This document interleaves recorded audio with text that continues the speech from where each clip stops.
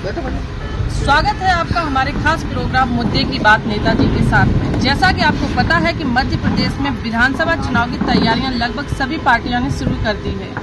ऐसे में हम पहुंचे हैं जनपद भिंड के गोहद विधानसभा में और मेरे साथ इसमें मौजूद हैं जनपद भिंड के गोहद विधानसभा से MLA मेवाराम जी। आइए इनसे बातचीत करते हैं, जानते हैं कि किस तरीके से यह चुनाव की तैयारियां कर रहे हैं और जनता के बीच जा रहे हैं और जनता को क्या सुविधाएं देने का उनसे वादा कर रहे हैं। जी सर, सबसे पहले भारतवाणी पर स्वागत है। सर, अभी आप प्रेजेंट में विधायक भी हैं और संभावित प्रत्याशी भी हैं कांग्रेस से, तो किस तरीके से आप चुनाव की तैयारियां कर रहे हैं और जनता के बीच जा रहे हैं, आप हमारे दर्शकों को बताएं। पहले तो आपको धन्यवाद देना चाहता हूँ वाणी नेशनल को। मुझे 2020 में उपचुनाव में गोहद की जनता जनार्दन ने भरोसा जताया, मुझे विधायक बनाया। उसी समय से मैं लगातार जनता जनार्दन के बीच में रहा हूँ। मैं स्थानीय गोहद का ही रहने वाला हूँ। अभी तक जो भी विधायक हैं, पहली बार गोहद को अपने क्षेत्र का विधायक मिला है। गोहद की जनता जनार्दन ने मुझे भरपूर आशीर्वाद दिया। जब उपचुनाव था, सरकार बीजेपी की थी, उस समय धन बल का प्रयोग किया गया, प्रशासन किया, पूरी शासन लग गई। उसके बावजूद भी गोहद की जनता जनार्दन ने मुझे यहाँ से 12,000 वोटों से जिताया। मैं सबसे पहले गोहद की जनता जनार्दन को धन्यवाद देना चाहता हूँ और यही कहना चाहता हूँ कि जितना मेरे लायक था मैंने 2.5 साल में किया। हर मंजरे टोले में, हर दरवाजे पर मैं गया हूँ।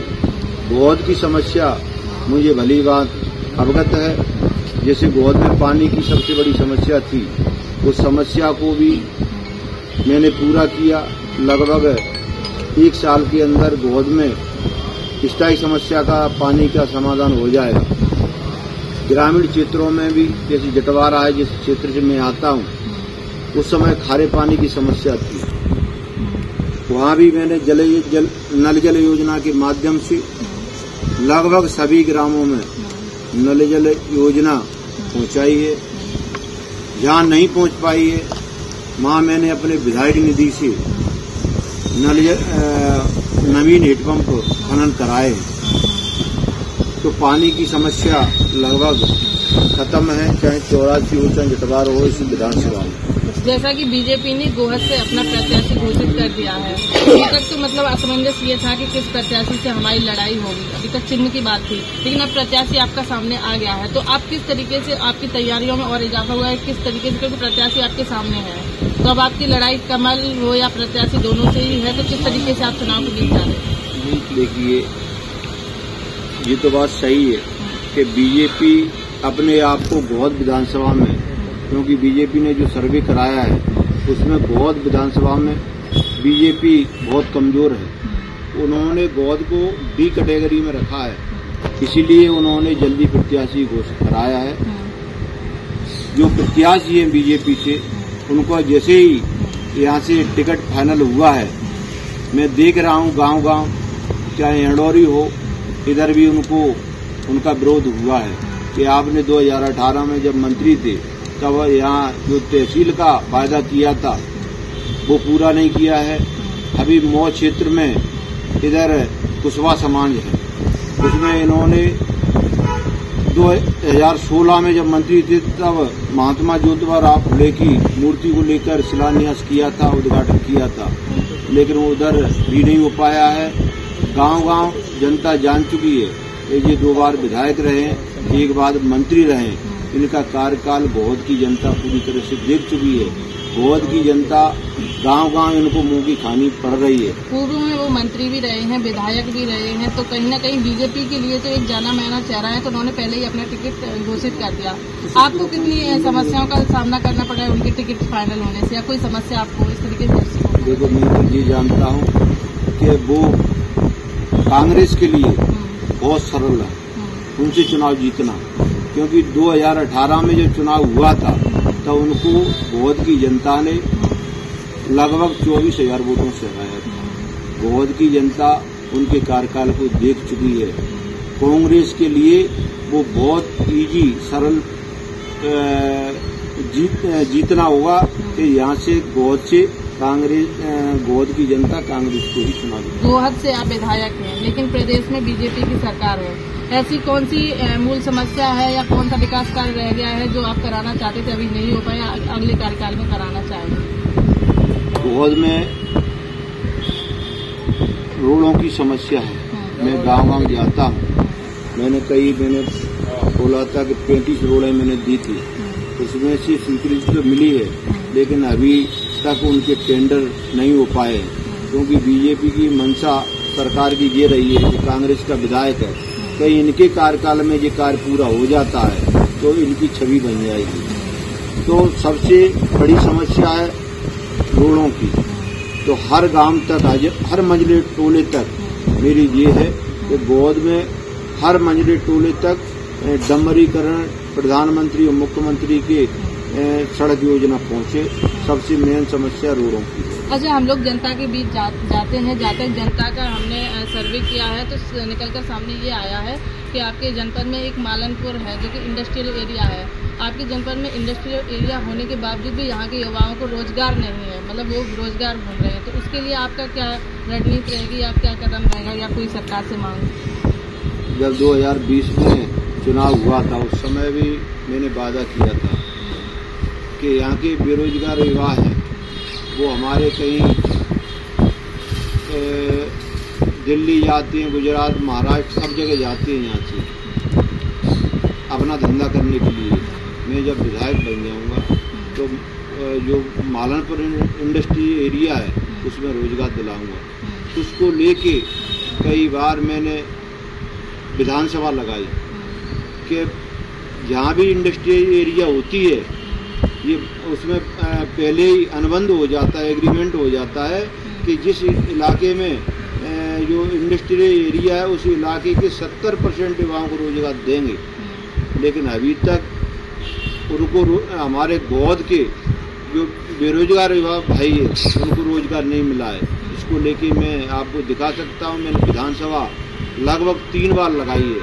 लेकिन ये बात सही है कि जो फैक्ट्रियों के मालिक हैं वो बड़ी पहुंच वाले हैं। मैंने कई बार फोन भी लगाए, कई बार मैं फैक्ट्रियों में भी गया, कलेक्टर को भी पत्र लिखा, कई बार मैंने धरना प्रदर्शन की भी योजना बनाई। लेकिन यहाँ के युवा बेरोजगारों को अभी तक लगभग 8-10 लोगों को ही रोजगार मिल पाया है मेरे माध्यम से। मैं कोशिश करता था कि ज़्यादा से ज़्यादा लोगों को दिला पाऊँ, लेकिन कई मैनेजरों ने हमारी बात नहीं मानी और हमारे गोद के लोगों को रोजगार नहीं मिल सका। मैं आगे यदि कांग्रेस की सरकार बनती है तो जरूर 70% जो नियम रहता है 70% गोद के बेरोजगार युवा लोगों को रोजगार दिलाएं। जैसा कि आप वर्तमान में यहाँ विधायक हैं तो जाहिर सी बात है कि आपने विकास कार्य तो कराए हैं, लेकिन ऐसा कौन सा कार्य है जिसे आप पुनः विधायक बनने को प्राथमिकता देंगे और कार्य कराएंगे जो कि यहाँ की जिसे आप समझते हैं प्राथमिकता दी जाएगी? जैसे सबसे ज़्यादा शिक्षा की है उस पर ज़्यादा ध्यान दिया जाएगा, क्योंकि हमारे कई गरीब किसान मजदूर भाई महंगी पढ़ाई के लिए बाहर बच्चों को नहीं भेज सकते, तो यहाँ से एक अच्छे से अच्छे कॉलेज खुलवाएंगे। रोड की समस्या है तो रोडों की समस्याओं को भी हल कराएंगे। पानी की समस्या जो शेष रह गई है उस समस्या को भी हम गोद में हल कराएंगे। जितनी भी जो भी समस्या हैं, जैसे स्वास्थ्य को लेकर हमारे ग्वालियर जाती हैं, बाहर जाती हैं, तो उन समस्याओं को भी हम यहाँ कराएंगे। चलिए, ये तो गोहद की बात हुई एक पर्टिकुलर क्षेत्र की। प्रदेश में कांग्रेस किस भूमिका में है और किस मुद्दे को लेकर पूरे प्रदेश का चुनाव लड़ रही है? पूरे प्रदेश में कांग्रेस की लहर है। पूरी मध्य प्रदेश की जनता मन बनाए हुए है कि अब की बार मध्य प्रदेश में कांग्रेस की सरकार बनेगी। मैंने कई चैनलों के IBPN और भी चैनलों के माध्यम से देखा है कि मध्य प्रदेश में 150 से 60 तक सीटें कांग्रेस की आने वाली है। बीजेपी ने भी, RSS ने सर्वे कराया है, उसमें भी कांग्रेस की सरकार बन रही है। और जो 18 साल बीजेपी की सरकार को हो गए उनकी सरकार से मध्य प्रदेश की जनता पूरी तरह से ऊब गई है। 2018 में भी मध्य प्रदेश की जनता ने कांग्रेस की सरकार बनाई थी, लेकिन उन्होंने छलावा करके सरकार को गिरा दिया और बेईमानी तरीके से बीजेपी की सरकार बनी है। ये सारी बात मध्य प्रदेश की जनता, बौद्ध की, ग्वालियर चंबल संभाग की जनता पूरी तरह से जान चुकी है। उनके जितने भी झूठे वादे हैं, जितने भी वो शिलान्यास कर रहे हैं, वो सब सिर्फ शिलान्यास करती है, नारियल फोड़ती है। उनके जो भी उद्घाटन करती है वो पूरे नहीं हो पाते हैं। पूरी तरह से मध्य प्रदेश बौद्ध की, ग्वालियर चंबल संभाग की जनता जान गई है कि उनके झूठे वादे में नहीं आने वाली है। अब की बार पूर्ण बहुमत से कांग्रेस की सरकार बनेगी और मध्य प्रदेश की जनता जनार्दन को कांग्रेस के जो प्रदेश अध्यक्ष हैं, पूर्व मुख्यमंत्री माननीय कमलनाथ जी पे पूरा भरोसा है। उन्होंने जो वचन पत्र दिया है उसको वो जानते हैं कि माननीय कमलनाथ जी घोषणा नहीं करते हैं, वो वचन देते हैं। उन्होंने कहा कि वचन प्राण जाए, वचन नहीं जाए, ऐसा उन्होंने वादा किया। इसलिए मध्य प्रदेश की जनता अब की बार कांग्रेस को मत करेगी। चलिए चलते चलते एक आखिरी सवाल ये है, जैसा कि आपने यहाँ संभाग की बात की, तो जैसा कि ज्योतिरादित्य सिंधिया पहले कांग्रेसी थे और डिवीजन में उनका अच्छा प्रभाव था, तो उनके बीजेपी में जाने से कांग्रेस पर कोई प्रभाव पड़ेगा? पहले ग्वालियर चंबल संभाग की जनता, सिंधिया जी यहाँ थे नेता, तब ग्वालियर चंबल संभाग का कार्यकर्ता का बहुत शोषण होता था, क्योंकि यदि कार्यकर्ता स्वतंत्र तरीके से कार्य करता था तो उसको दबा दिया जाता था। अब कार्यकर्ता पूरी तरह से फ्री हैंड है। आप देख रहे होंगे कि ग्वालियर चंबल संभाग में सिंधिया जी के होते हुए भी न तो भिंड लोकसभा, न मुरैना लोकसभा, न गुना शिवपुरी लोकसभा आई। आप देख रहे होंगे उनको रहते हुए वो नेता हैं। तो अब की बार जब सिंधिया जी कांग्रेस से बीजेपी में चले गए तो ग्वालियर चंबल संभाग की जनता ने बता दिया कि आज 57 साल से कांग्रेस का महापौर नहीं था।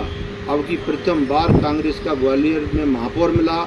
इधर मुरैना में भी कांग्रेस का महापौर बना उनके जाने से। तो यही से पता चल जाता है कि सिंधिया जी की कितनी बड़ी यहाँ छवि है। अच्छा, मध्य प्रदेश विधानसभा के तुरंत बाद लोकसभा के भी चुनाव है, तो क्या मध्य प्रदेश रिजल्ट से कोई लोकसभा में कोई संदेश जाएगा यहाँ से मध्य प्रदेश? बिल्कुल जाएगा।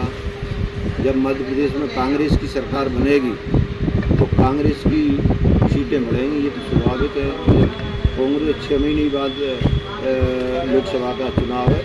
जैसे कांग्रेस की सरकार बनेगी, यहाँ से भी लगभग मैं जानता हूँ कि 20 लोकसभा सीटें तो कांग्रेस की जाएगी। चलिए, ये थे हमारे साथ बातचीत करने के लिए गोहद विधायक मेवाराम जी, जिन्होंने विभिन्न पहलुओं पर हमारे साथ खास बातचीत की है। गोहद से भारतवाणी के लिए बन्ना यादव।